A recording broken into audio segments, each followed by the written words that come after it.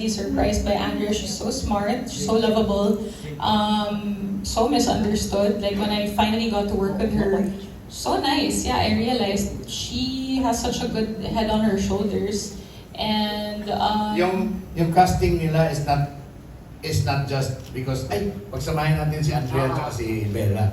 We had to find a parang kontrapunto, 'di ba? Parang ate, parang best friend, parang alam mo 'yun, pwede basta magkapatid or magkaiba yung tono nilang dalawa, 'di ba?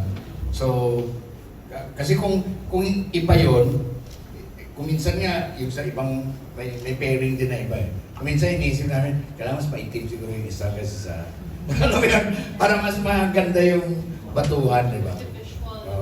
But yeah, Andrea and I worked really well here. I was surprised with our chemistry also. So parang I just love the whole process of this, and yeah, I'm excited for you guys to see it. But yun, acting-wise, I hope we win Best Ensemble. Yun po. Hindi na po ako naghahangad dito ng sarili kong award kasi ano po, yun na. Mag-create na sila ng bagong category. Yan ang isulat nyo. Bagong category po,